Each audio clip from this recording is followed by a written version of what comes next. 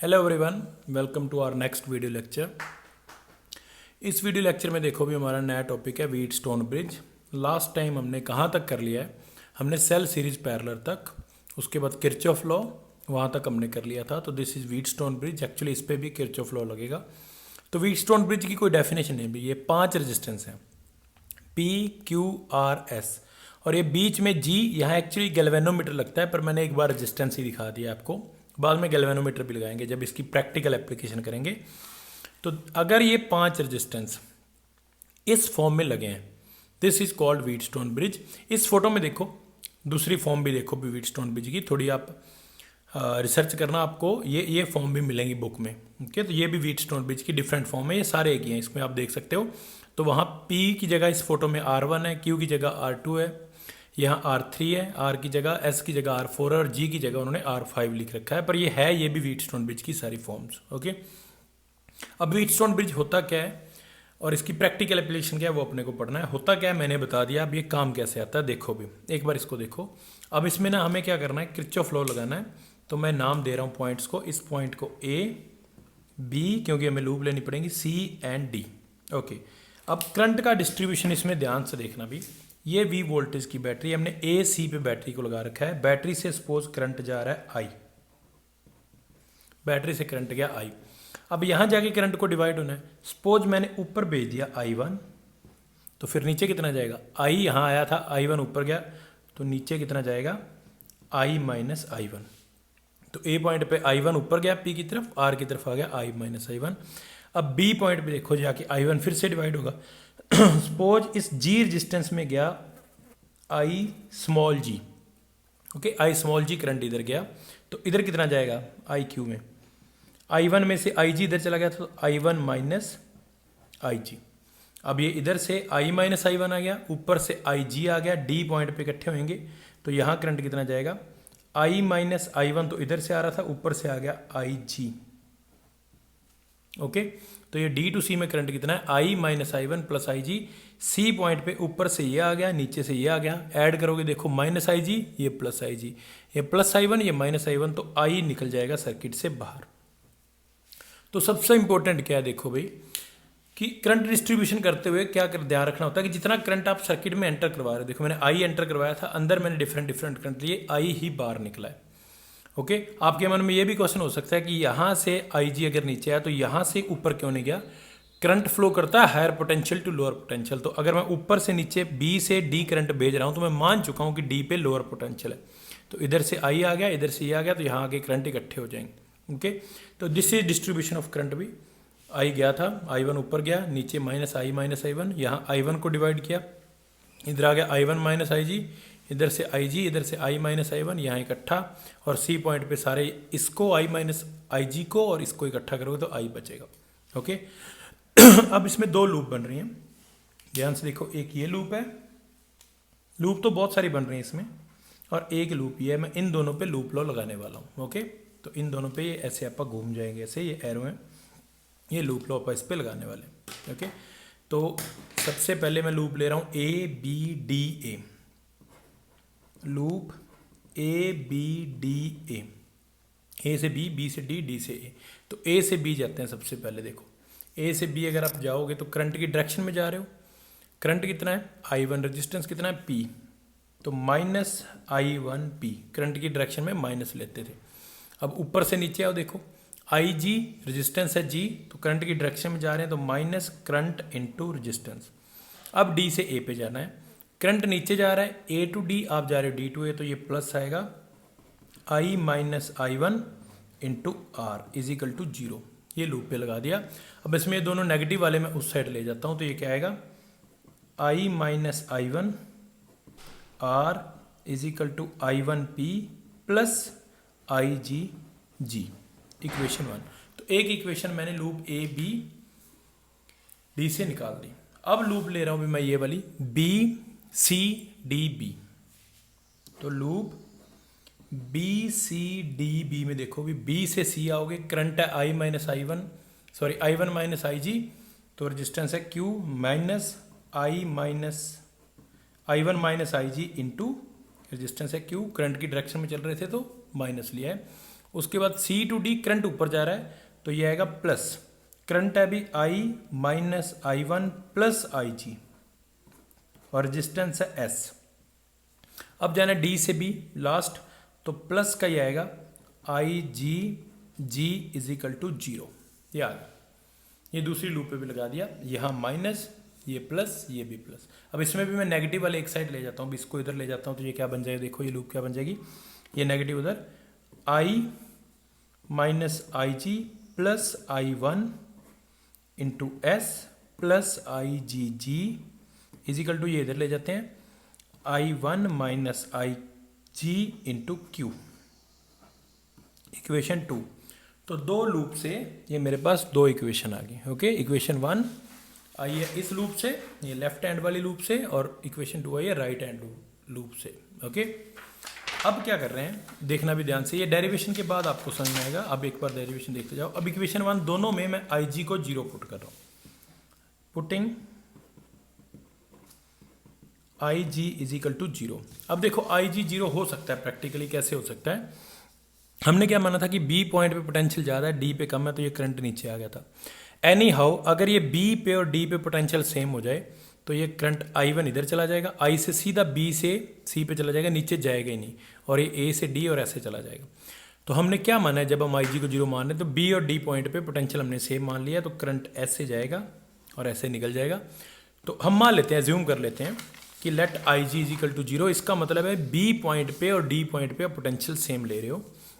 तो IG को 0 put करो दोनों में, कौन कौन सी इक्वेशन में, 1 और 2 में, putting IG is equal to 0 in 1 and 2। तो इसमें मैं IG को 0 पुट कर रहा हूँ, तो क्या आएगा, I minus I1 into R is equal to I1P, और ये तो 0 हो गया, ये तो 0 हो गया।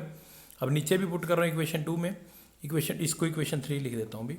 अब 2 में पुट कर रहा हूँ तो देखो I माइनस I1, ये IG तो 0 है, इंटू S, ये तो था ही नहीं तो 0 हो गया ये टर्म भी 0 होगी, इज इक्वल टू, यहाँ देखो IG को 0 पुट करोगे तो क्या बचेगा, I1Q, इक्वेशन 4।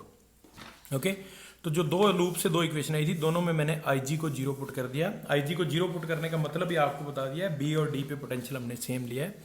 तो अब मैं इनको डिवाइड कर रहा हूँ, डिवाइडिंग 3/4, 3 को 4 से डिवाइड कर देता हूँ। देखो अगर डिवाइड करोगे, मैं यही कर रहा हूँ भी, ऐसे डिवाइड कर देते हैं, तो ये LH से I1 कट जाएगा, इधर से I1 कट जाएगा, तो क्या आएगा, R/S is equal to P/Q।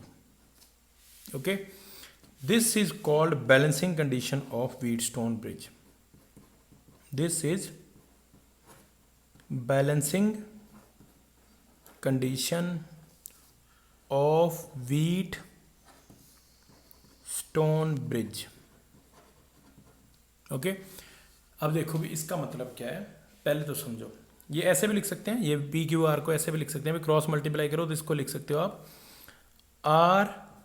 R/P is equal to S/Q, ऐसा भी लिख सकते हो। मैं P को नीचे ले आया और S को ऊपर ले गया, तो ये भी बैलेंसिंग कंडीशन है।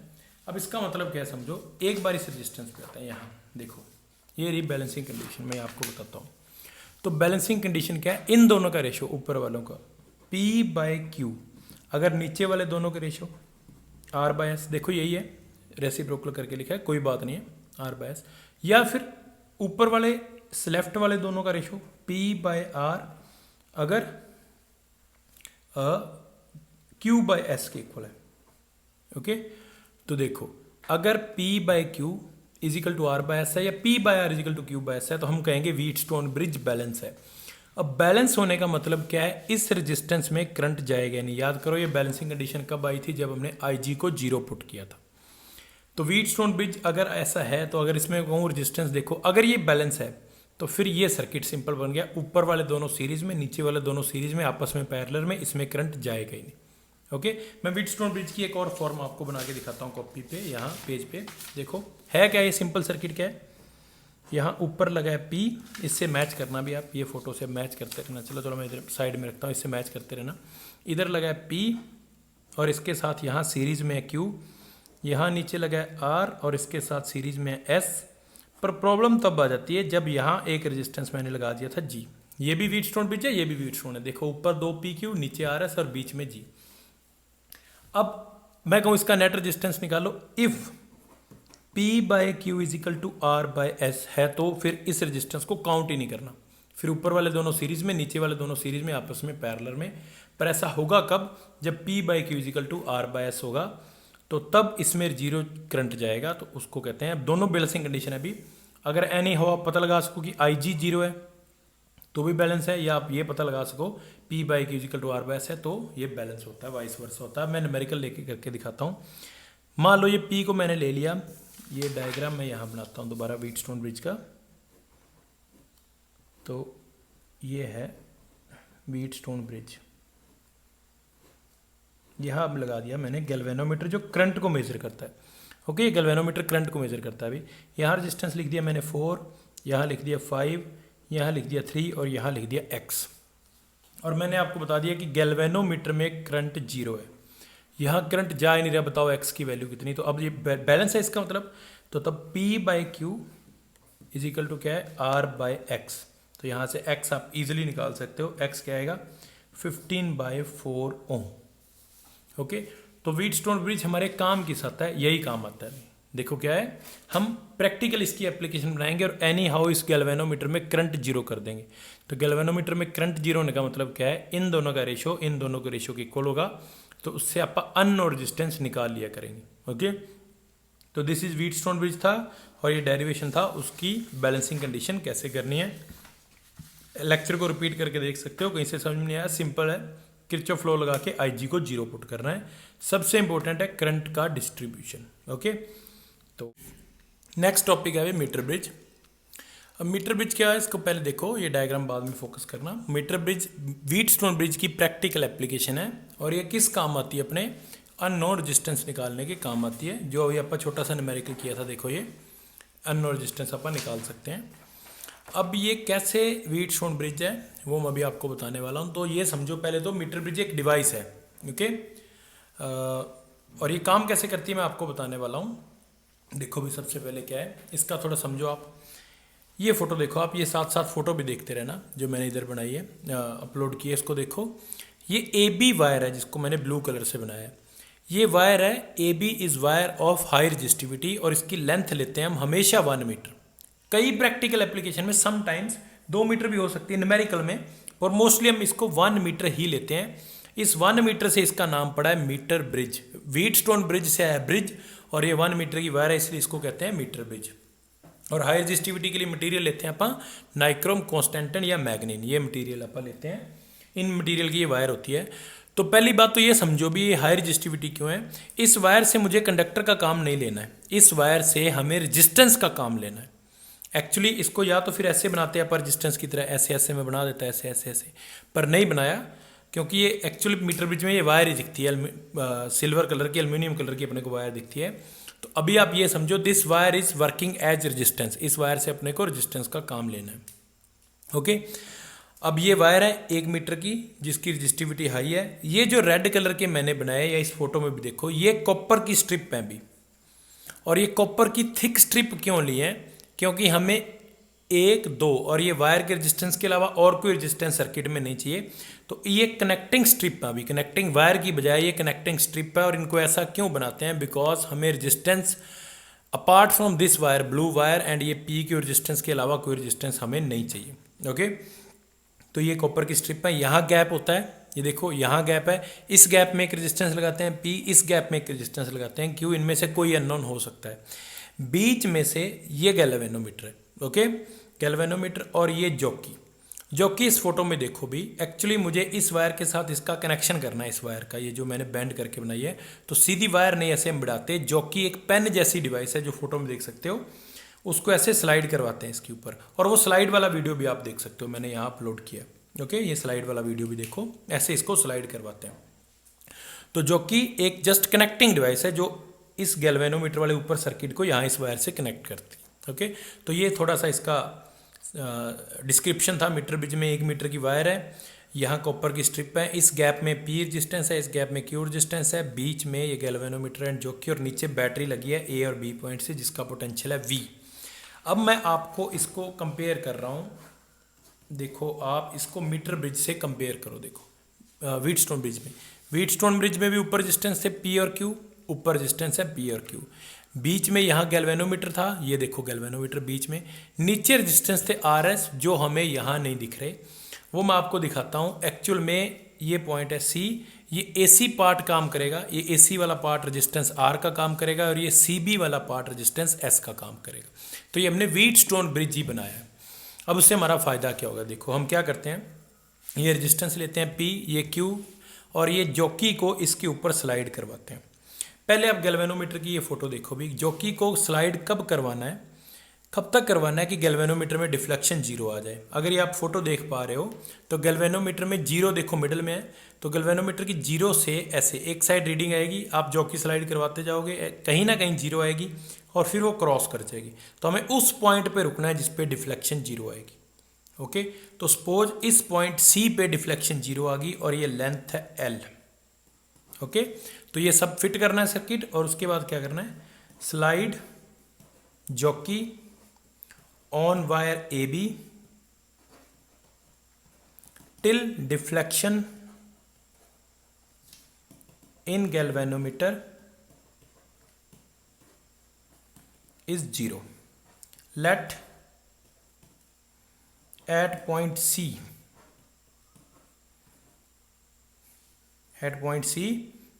that is AC is equal to L, deflection is 0.